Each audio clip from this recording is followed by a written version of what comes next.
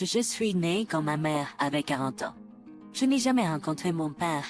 Ma mère prétend que je suis née à la suite d'une relation qu'elle avait à l'époque.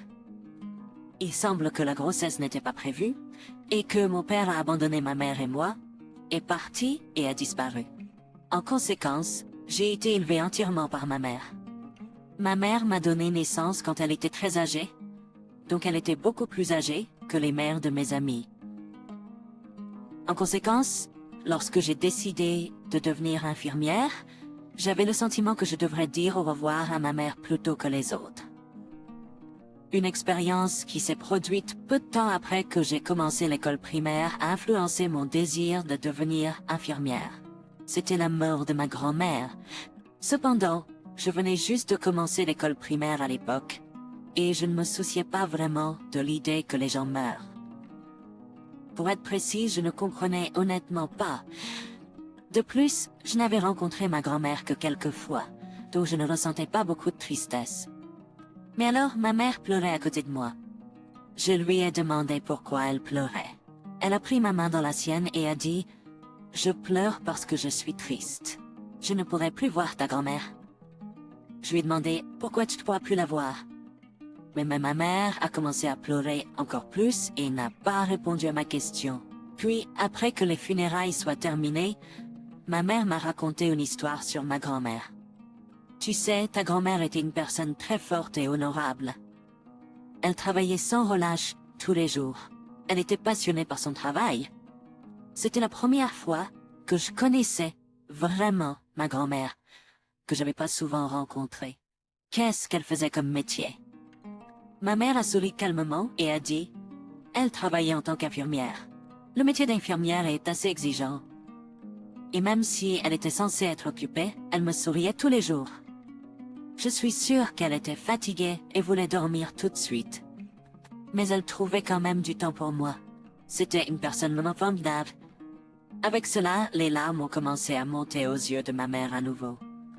J'ai écouté son histoire, alors je serai infirmière à l'avenir, je lui ai dit. J'y avais jamais vraiment pensé avant. Mais en entendant les paroles de ma mère, j'ai réalisé à un jeune âge que le métier d'infirmière devait être une excellente vocation. Puis ma mère a souri heureusement et a dit « Oui, je suis sûre que tu peux être infirmière, Violet. Je suis sûre que tu deviendras une merveilleuse infirmière comme ta grand-mère. » Elle m'a dit que mon ambition avait toujours été de devenir infirmière depuis ce jour-là. Plus de 10 ans se sont écoulés depuis, et j'étais sur le point de terminer mes études en soins infirmiers. Tout ce qui restait était de relever le défi de la formation en milieu hospitalier. C'était le premier jour de formation, et il y avait une cérémonie à l'école avant que je ne parte à l'hôpital pour mon stage pratique. C'était un moment important, alors que je mettais pour la première fois la coiffe d'infirmière et commençais ma carrière en tant que stagiaire en soins infirmiers. Cet événement était le rêve de chaque étudiant en soins infirmiers et j'avais hâte d'y arriver depuis longtemps. Enfin, c'était mon tour. Mettre la coiffe d'infirmière pour la première fois était une expérience stressante. Mais en même temps, j'avais l'impression que mon rêve de longue date se réalisait enfin. Bien sûr, je savais que j'avais encore beaucoup de chemin à parcourir avant de devenir une vraie infirmière. Mais à partir de ce moment-là, j'étais une infirmière en devenir. C'était comme si mon désir flou d'être infirmière était soudainement devenu cristallin devant moi sur cette route que j'empruntais. C'est ainsi que je me sentais. Je me suis promis de travailler dur pour devenir aussi forte et honorable que ma grand-mère. Ah, je guise cette pensée sur l'esprit, alors que c'est par de nombreux stages pratiques. Je me sentais souvent honteuse, car le stage pratique était complètement différent de ce que j'avais appris à l'école. Mais ce qui m'inspirait à chaque fois, c'était de me rappeler l'expression de ma mère lorsqu'elle pleurait et me disait à quel point c'était merveilleux d'être infirmière. En y repensant maintenant, je me demande pourquoi cela est resté dans mon esprit si longtemps. Je voulais faire comme ma mère qui m'a élevée toute seule, et je voulais devenir une femme merveilleuse comme ma grand-mère. Bien sûr, l'examen national n'était pas simple, et j'ai passé chaque jour, même pendant mon temps libre, à mon bureau. Ma mère me demandait toujours « Tu dors suffisamment ?» Si tu travailles trop dur et que tu tombes malade, ce sera la fin pour toi, d'accord? Ne te pousse pas trop, d'accord? Elle s'inquiétait pour moi. Le citron chaud et la soupe qu'elle me préparait chaque soir réchauffaient mon cœur. Quelques années plus tard, j'ai pu devenir infirmière. Auparavant, seules les femmes travaillaient en tant qu'infirmières. Cependant, le nombre d'hommes travaillant en tant qu'infirmiers avait augmenté ces dernières années. Je n'étais pas particulièrement attachée à cela, mais j'étais heureuse car je croyais que devenir infirmière offrait aux femmes un statut reconnu dans la société. Mon travail était chargé, mais j'ai su me mener une vie épanouissante. Ma mère est également très heureuse. Je suis fière de toi, Violet. Elle me souriait toujours.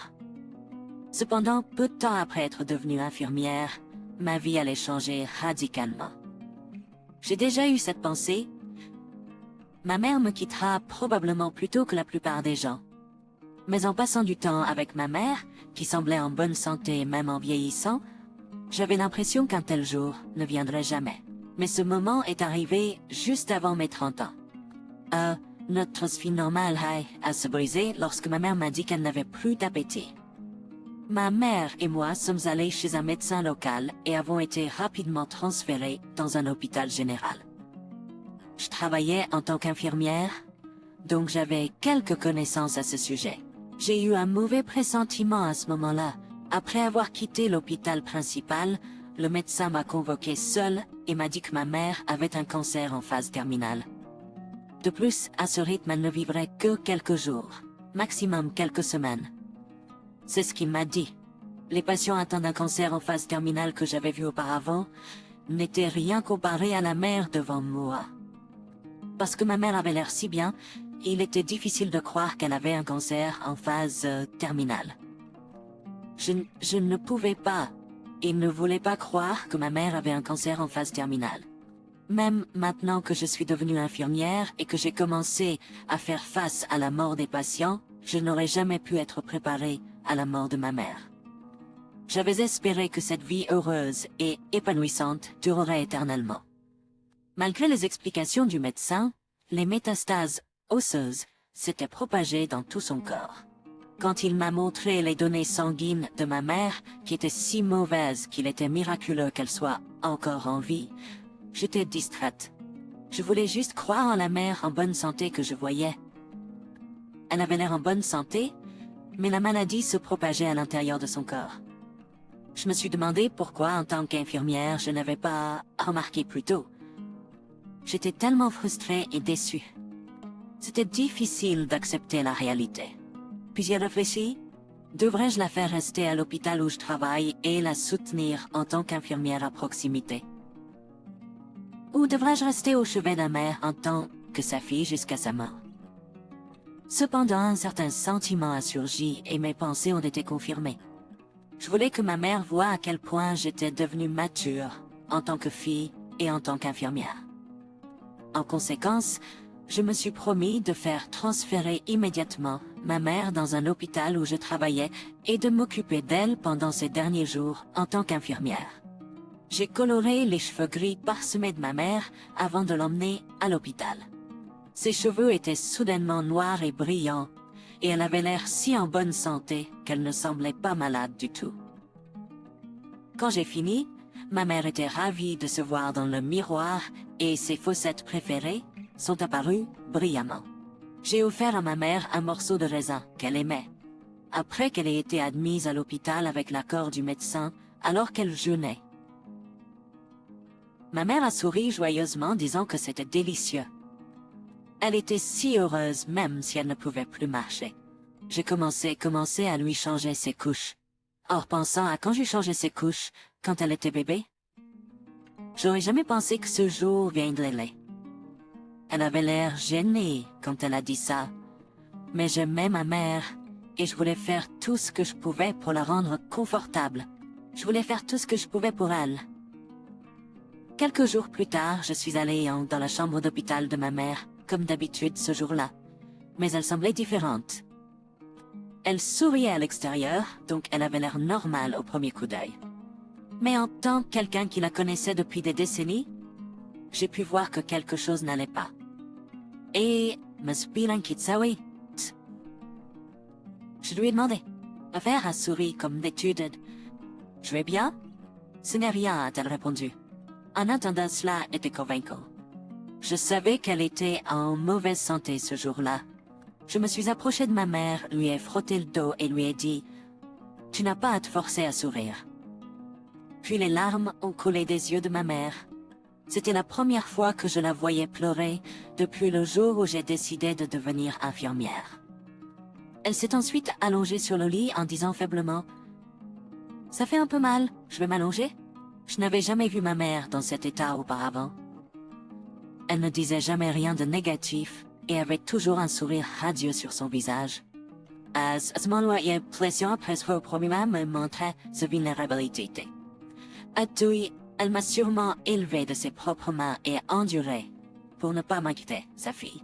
J'étais triste qu'elle ait dû me montrer sa fragilité, mais en même temps, j'étais reconnaissante qu'elle me fasse suffisamment confiance pour le faire. Un sentiment inexplicable de peur m'a envahi lorsque j'ai réalisé que le moment était venu de dire au revoir.